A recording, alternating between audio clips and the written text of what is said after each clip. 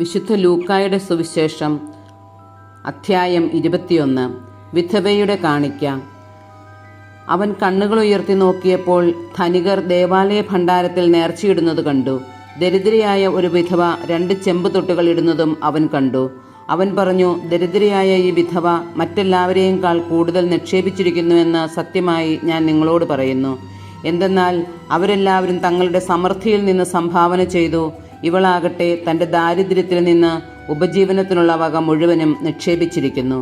ദേവാലയത്തിൻ്റെ നാശത്തെക്കുറിച്ച് ചില ആളുകൾ ദേവാലയത്തെപ്പറ്റി അത് വിലയേറിയ കല്ലുകളാലും കാണിക്ക വസ്തുക്കളാലും അലങ്കരിക്കപ്പെട്ടിരിക്കുന്നല്ലോ എന്ന് പറഞ്ഞു.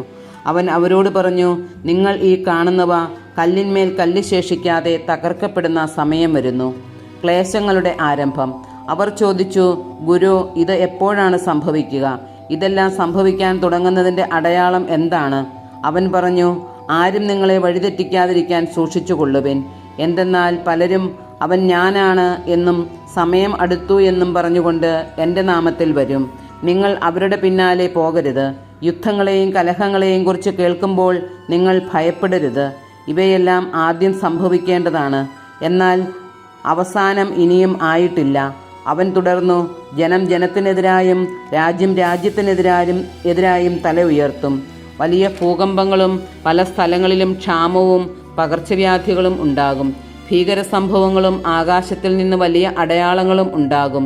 ഇവയ്ക്കെല്ലാം മുമ്പ് അവർ നിങ്ങളെ പിടികൂടുകയും പീഡിപ്പിക്കുകയും ചെയ്യും. അവരുടെ സിനഗോഗുകളിലും കാരാഗൃഹങ്ങളിലും നിങ്ങളെ ഏൽപ്പിച്ചു കൊടുക്കും.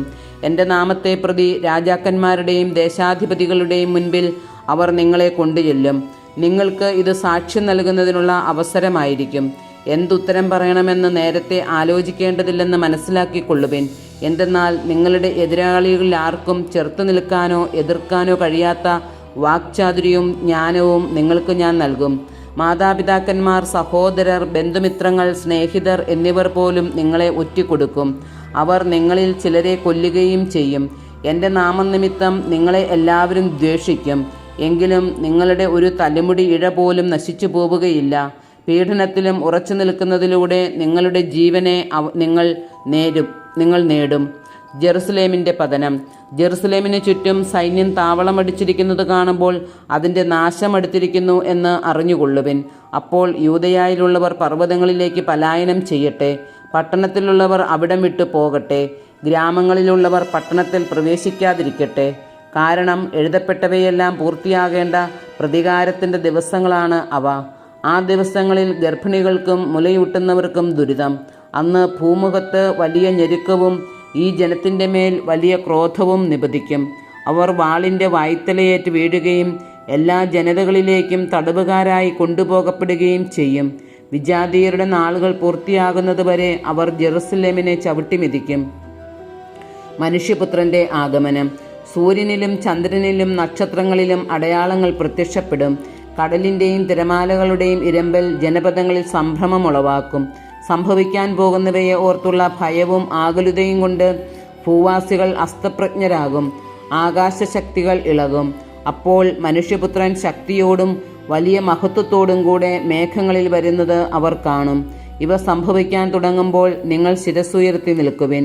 എന്തെന്നാൽ നിങ്ങളുടെ വിമോചനം സമീപിച്ചിരിക്കുന്നു. ഒരു ഉപമയും അവൻ അവരോട് പറഞ്ഞു. അത്തിമരത്തെയും മറ്റു മരങ്ങളെയും നോക്കുവിൻ.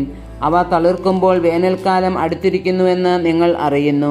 അതുപോലെ ഇക്കാര്യങ്ങൾ സംഭവിക്കുന്നത് കാണുമ്പോൾ ദൈവരാജ്യം സമീപിച്ചിരിക്കുന്നു എന്ന് മനസ്സിലാക്കിക്കൊള്ളുവിൻ. സത്യമായി ഞാൻ നിങ്ങളോട് പറയുന്നു, എല്ലാം സംഭവിക്കുന്നതുവരെ ഈ തലമുറ കടന്നു പോവുകയില്ല. ആകാശവും ഭൂമിയും കടന്നുപോകും, എന്നാൽ എൻ്റെ വാക്കുകൾ കടന്നു പോവുകയില്ല. ജാഗരൂകരായിരിക്കുവിൻ.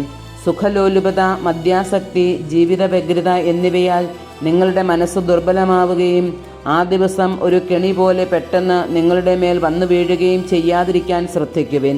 എന്തെന്നാൽ ഭൂമുഖത്ത് ജീവിക്കുന്ന എല്ലാവരുടെയും മേൽ അത് നിപതിക്കും. സംഭവിക്കാനിരിക്കുന്ന ഇവയിൽ നിന്നെല്ലാം രക്ഷപ്പെട്ട് മനുഷ്യപുത്രൻ്റെ മുമ്പിൽ പ്രത്യക്ഷപ്പെടാൻ വേണ്ട കരുത്ത് ലഭിക്കാൻ സദാ പ്രാർത്ഥിച്ചുകൊണ്ട് ജാഗരൂകരായിരിക്കുവിൻ. എല്ലാ ദിവസവും അവൻ ദേവാലയത്തിൽ പഠിപ്പിച്ചുകൊണ്ടിരുന്നു. രാത്രിയിൽ അവൻ പട്ടണത്തിനു പുറത്തുപോയി ഒലിവുമലയിൽ വിശ്രമിച്ചു. അവൻ്റെ വാക്കു കേൾക്കാൻ വേണ്ടി ജനം മുഴുവൻ അതിരാവിലെ ദേവാലയത്തിൽ അവൻ്റെ അടുത്ത് വന്നിരുന്നു.